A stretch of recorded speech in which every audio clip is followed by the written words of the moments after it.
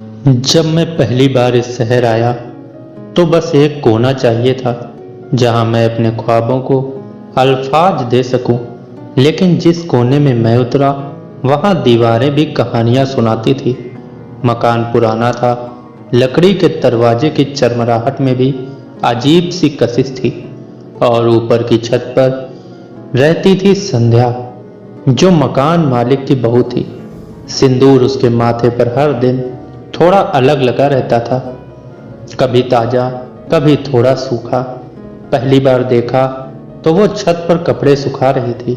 उसकी लाल साड़ी हवा में यूं लहराई जैसे किसी कहानी का पर्दा उठा हो।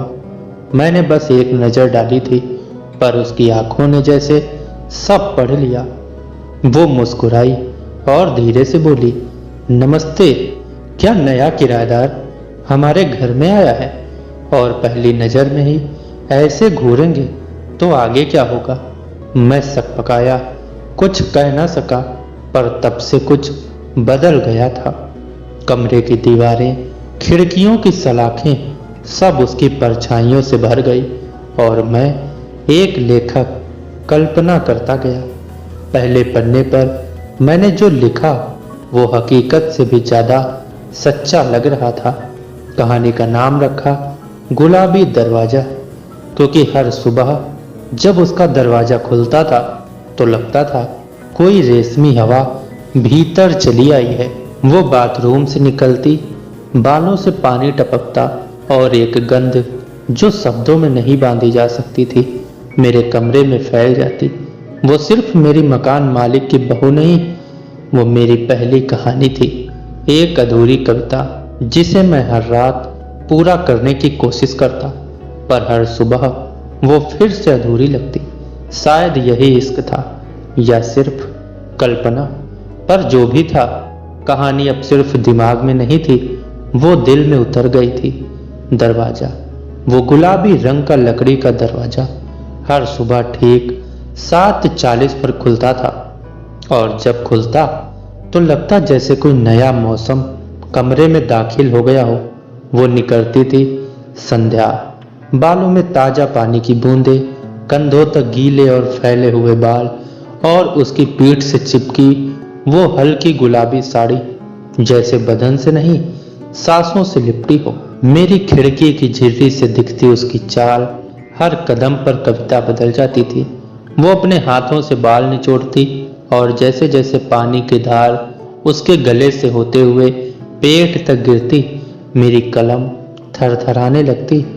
मैंने उस दिन लिखना शुरू किया। वो औरत नहीं थी, वो बारिश में भीगी कोई प्यास थी जिसे छू लेने भर से जुबान जलने लगती थी। फिर वो अपने कमरे की ओर लौटती और मैं उसकी पीठ देखता रहता, उसकी कमर की वो हल्की सी ढलान जहां साड़ी हर बार हार मान जाती थी। मेरी कल्पनाएं अब मुझसे आगे भागने लगी थी। उस रात मैं चुपचाप बैठा था, टेबल लैंप की हल्की रोशनी में, खिड़की से आती ठंडी हवा में उसकी गंध अब भी तैर रही थी, और मेरी उंगलियां टाइपराइटर के बटन पर नहीं, उसके जिस्म के नक्शों पर घूम रही थी। उसके बदन पर कोई रंग नहीं था, सिर्फ एहसास थे, और मैं हर एहसास को अपनी कल्पना से छू रहा था। मेरी आंखें बंद थी, पर सामने वो थी, एक कल्पना नहीं, पूरी हकीकत बनकर।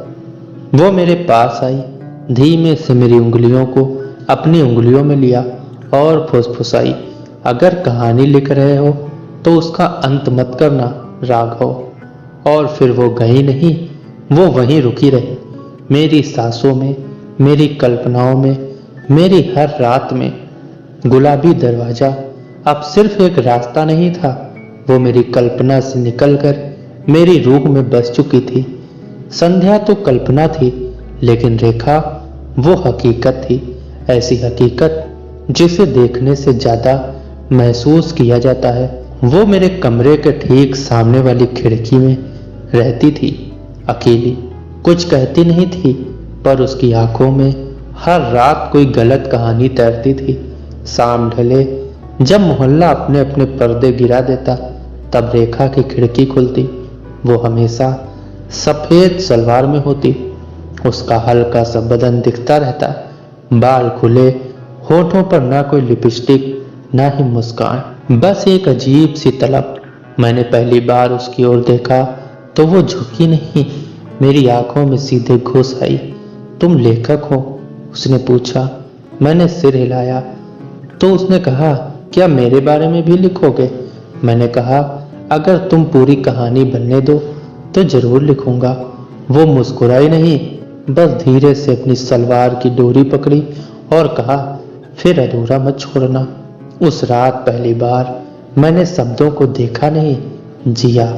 रेखा मेरे कमरे में नहीं आई, लेकिन मैं उसकी खिड़की में सो गया, ख्वाबों में नहीं, हकीकत में। और जब अगली सुबह उठा तो टेबल पर एक कागज पड़ा था, उस पर बस एक ही लाइन थी, अगली बार मैं दरवाजा नहीं पर्दा हटाऊंगा। और मैं समझ गया कि संध्या क्या चाहती है।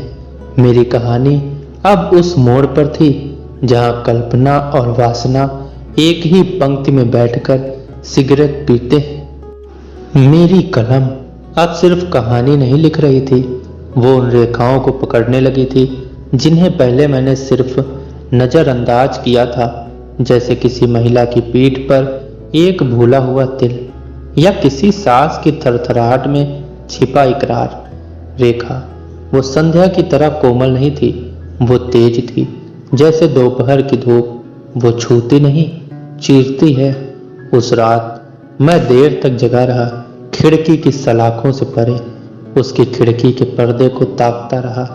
पर्दे की हर लहर, हर हलचल जैसे कोई निमंत्रण हो, कोई इम्तिहान। और फिर करीब 11:23 पर वो पर्दा हटा। रेखा खड़ी थी, सफेद सलवार में, बाल खुले और आंखों में वही पुरानी बेचैनी।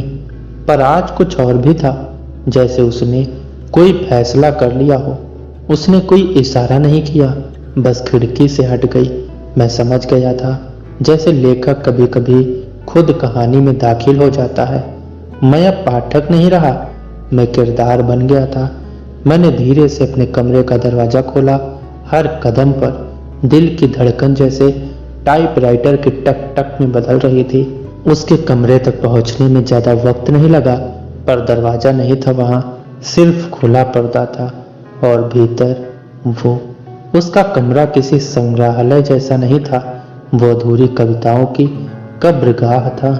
एक कोने में टूटी हुई बिंदी, दूसरे में किताब की आधी जली हुई पन्नी, और बीच में खड़ी रेखा, जैसे किसी वीरान मंदिर की मूर्ति। उसने कुछ नहीं कहा, मैंने भी नहीं, क्योंकि वहां शब्दों की जगह अब सिर्फ सांसें थी।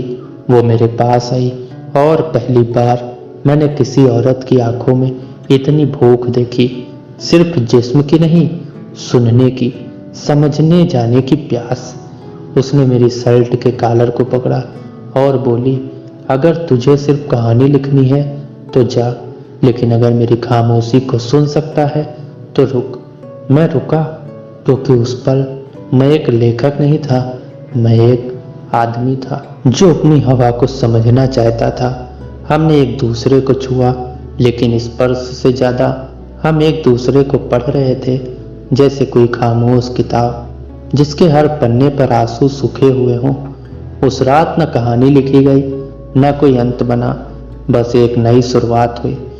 गुलाबी दरवाजा अब भी सुबह 7:40 पर खुलता था, लेकिन अब मेरी आंखें उस ओर नहीं जाती, क्योंकि अब मेरी कहानी रेखा की खिड़की से शुरू होती थी। और अगली सुबह टेबल पर फिर एक पर्ची पड़ी थी। पर्ची में लिखा था कि रात में तुम्हारा जिस्म आया था, पर अब मेरी रूह भी तुम्हारी है। अगर लिख सको तो अब मेरी आत्मा को लिखो राघव। और मैं समझ गया, कल्पना से निकलकर अब कहानी हकीकत बन चुकी थी, और हकीकत अक्सर कल्पना से कहीं ज्यादा नंगी होती है।